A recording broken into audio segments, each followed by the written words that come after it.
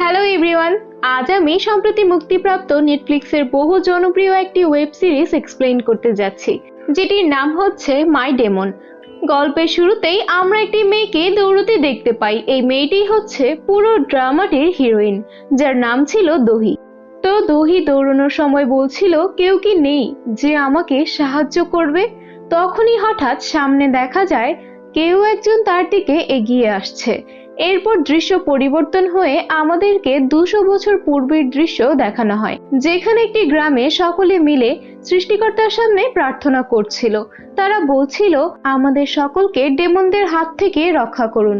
ওই মুহূর্তেই সেই স্থানে একটি কালো কাপড় পরিহিত লোক আসতেই সেখানকার সকলেই দৌড়ে পালাতে শুরু করে। আসলে এই ছেলেটি হচ্ছে আমাদের এই ড্রামার মুখ্য চরিত্র, যার নাম হচ্ছে গুয়ন। মূলত সেও একজন ডেমন, আর এই কারণেই তাকে দেখে সকলেই ভয় পালিয়েছে। এরপর গুয়ন ওই জায়গাটিতে আগুন ধরিয়ে সেখান থেকে চলে আসে। এরপর সিন চেঞ্জ হলে আমরা একটি হতাশাগ্রস্ত জেলেকে দেখতে পাই, যার জালে কোনো মাছ আসছিল না। তখনই সেখানে গুয়ন এসে তাকে বলে, তুমি কি চাও তোমার জালে অনেক মাছ আসুক? জেলেটি তাকে হ্যাঁ বললে গুয়ন তাকে বলে, তাহলে তোমাকে এখন একটি ডিল সাইন করতে হবে, আর আজ থেকে 10 বছর পর্যন্ত তোমার জালে অনেক মাছ উঠবে, তুমি আর ক্ষুধার্ত থাকবে না। কিন্তু 10 বছর পর তোমার আত্মাটি আমাকে দিয়ে দিতে হবে, আর আমি সেই আত্মাটি নরকে পাঠাবো।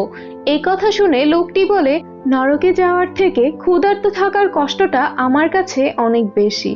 অতঃপর লোকটি রক্ত দিয়ে সেই ডিলটি সাইন করে। এরপর দৃশ্য পুনরায় বর্তমানে ফিরে আসে। একটি ঘরের মধ্যে অনেকগুলো ঘড়ি সাজিয়ে রাখা হয়েছিল, কিন্তু আশ্চর্যজনক হলেও ঘড়িগুলোর মধ্যে কাঁটার সংখ্যা ছিল 10টা। এখানে বোঝাই যাচ্ছিল যে গুয়ন যাদের সাথে সেই ডিল করে এসেছে, এগুলো তাদেরই জীবনের সময়সীমার ঘড়ি। এরপর একটি ঘড়িতে দেখা যায় যে 10টা বেজে গেছে, অর্থাৎ কোনো একটি মানুষের 10 বছর পূর্ণ হয়ে গিয়েছে। লোকটি ছিল একটি খারাপ বিজনেসম্যান। গুয়ন তার কাছে যায়, কিন্তু এখন লোকটি কিছুতেই মরতে চাচ্ছিল না। উল্টো সে গুয়নকেই নানাভাবে আঘাত করার চেষ্টা করে, কিন্তু শেষ পর্যন্ত লোকটি হার্ট অ্যাটাকের কারণে মারা যায়। ভেতরে আওয়াজ পেয়ে গার্ডরা দৌড়ে আসে। ততক্ষণে লোকটির মৃত্যু হয়ে গিয়েছে। তবে গুয়নকে সেখান থেকে যেতে একটি লোক দেখে নেয়। এরপর আমরা দহিকে দেখতে পারি, যে একটি কোম্পানির সিইও অ্যাওয়ার্ড ফাংশনে এসেছে।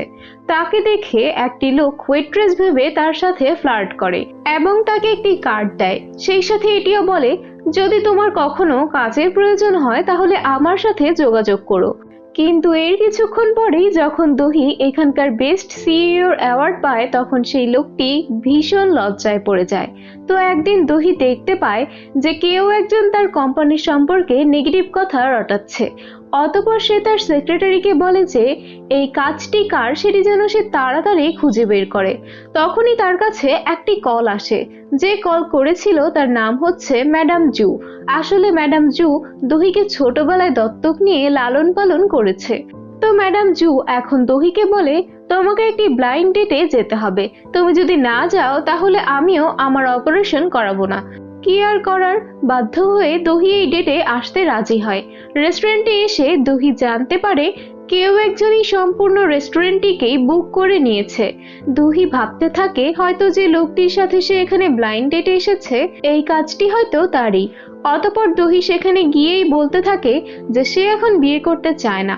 ম্যাডাম চৌ জোর করেছে বলেই সেই ব্লাইন্ড ডেটে এসেছে। কিন্তু তখনই গুয়নের ফেস দেখে দহি অবাক হয়ে তার দিকে তাকিয়ে থাকে। প্রথম দেখাতেই যেন সে তার প্রেমে পড়ে যায়। গুয়ন বলে, তুমি বিয়ে করবে নাকি করবে না সেটা আমি জেনে কি করব? যদি এরকম অপরিচিত যে কাউকে তোমার পার্সোনাল ইনফরমেশন দেওয়ার এতই শখ থাকে, তাহলে তুমি তোমার ব্যাংকের পাসওয়ার্ড আমাকে দিতে পারো, সেটা হয়তো আমার খুবই কাজে লাগবে। দহিও কম কিসে, সেও এবার গুয়নের সাথে তর্ক করতে থাকে। আসলে দহি যার সাথে ডেটে যাওয়ার কথা ছিল সে অন্য একটি জায়গায় বসে তার জন্য অপেক্ষা করছিল, আর এদিকে অনেকক্ষণ ধরে তারা নানান তর্ক বিতর্ক করতেই থাকে। তখনই ওয়েটার সেখানে একটি বড় কেক নিয়ে আসে। ঠিক ওই সময়তেই কিছু লোক আসে সেই রেস্টুরেন্টে। আসলে এই লোকগুলো ছিল সেই খারাপ বিজনেসম্যানের, যার আত্মাটি কিছুক্ষণ আগেই গুয়ন নিয়ে নিয়েছে। লোকগুলো এসেই সেই কেকটিকে ফেলে দেয়, যেটা গিয়ে দহির উপরে পড়তে নেয়। কিন্তু তখনই গুয়ন খুব সুন্দরভাবে কেক এবং দহি দুজনকেই ধরে ফেলে। দহি সাথে সাথে লজ্জা পেয়ে ওয়াশরুমে চলে যায়, আর অনেক খুশিতে তার গালগুলো টমেটোর মতো লাল হয়ে যাচ্ছিল, এই ভেবে যে গুয়ন তাকে কি সুন্দর করে বাঁচিয়ে নিল। কিন্তু আসল ঘটনা ছিল পুরো উল্টো। মূলত গুয়ন তখন তার কেকটিকে রক্ষা করছিল। এরপর গুয়ন যখন কেকটা খেতেই যাবে, তখনই সেই গুন্ডা লোকগুলো কেকটিকে নষ্ট করে দেয়। এতে গুয়ন রেগে গিয়ে সেই গুন্ডাগুলোকে নিউজ পেপারের মধ্যেই বন্দি করে দেয় এবং তাদের সকলকে বাথরুমের ভেতর ফেলে দেয়। অর্থাৎ সেই নিউজ পেপারটি বাথরুমের ভেতর ফেলে দেওয়ার ফলেই তারা সকলেই বাথরুমে চলে গিয়েছে। এরপর দহি অফিস যাওয়ার পথেই সে তার কোম্পানি অর্থাৎ মীরা গ্রুপের একটি পোস্টার দেখতে পায়। তো চলুন দহির ফ্যামিলি মেম্বারদের সাথে পরিচয় হওয়া যাক।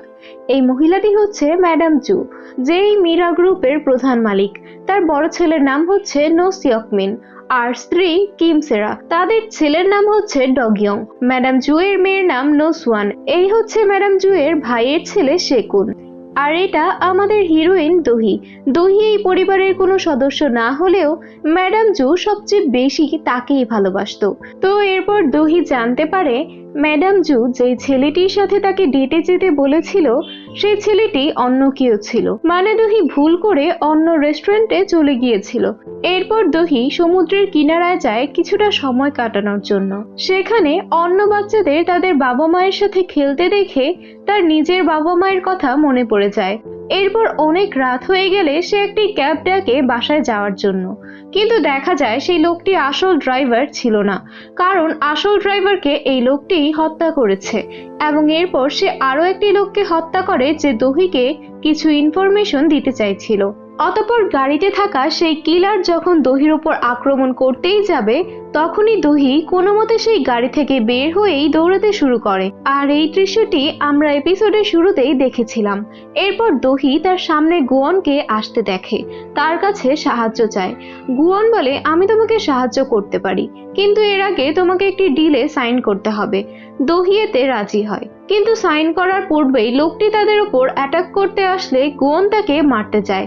অন্যদিকে দহি ভয়ে রাস্তার ব্রিজের পিছনে লুকিয়ে থাকে। এরপর গুয়ন যখন দহিকে তুলতে যায়, দেখা যায় তখন আবারও সেই কিলার গাড়ি নিয়ে তাদের উপর আক্রমণ করতে আসছিল। আর হঠাৎ করেই গুয়নের ম্যাজিক কাজ করা বন্ধ হয়ে যায়, যার ফলে দহি এবং গুয়ন দুজনেই পড়ে যায় নিচের পানিতে। এখানে হয়তো গুয়নের ম্যাজিক কাজ করছিল না, কারণ সে তখন দহির হাত ধরেছিল। অতঃপর দহি যখন পানি থেকে উঠে আসতে নেয়, গুয়নকে দেখে সে সেন্সলেস হয়ে নিচের দিকে চলে যাচ্ছে। তাই দহি তাকে তুলতে চায়, কিন্তু সে গুয়নকে অনেক চেষ্টা করেও তুলতে পারছিল না।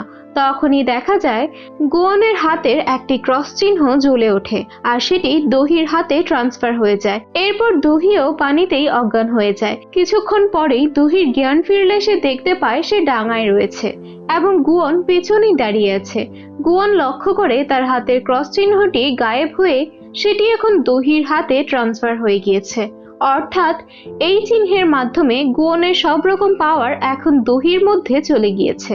ঠিক সেই সময় সমুদ্রের পানি তাদের উপর গোল হয়ে সেজে ওঠে। মনে হচ্ছিল যেন পানির বিন্দুগুলো হাওয়াতে ভাসছে। তো এইসব দেখে দহি পুনরায় তার জ্ঞান হারিয়ে ফেলে। আর এই সুন্দর দৃশ্যটির সাথে এই ড্রামার প্রথম এপিসোড এখানেই শেষ হয়। তো বন্ধুরা, আজকের কোরিয়ান ওয়েব সিরিজের এক্সপ্লেনেশন আপনাদের কাছে কেমন লেগেছে কমেন্ট করে জানাতে ভুলবেন না। ভালো লেগে থাকলে চ্যানেলটিকে সাবস্ক্রাইব করে রাখার অনুরোধ রইল, কারণ আপনাদের একটি সাবস্ক্রিপশন আমাদেরকে কাজ করতে অনেক অনুপ্রেরণা যোগায়।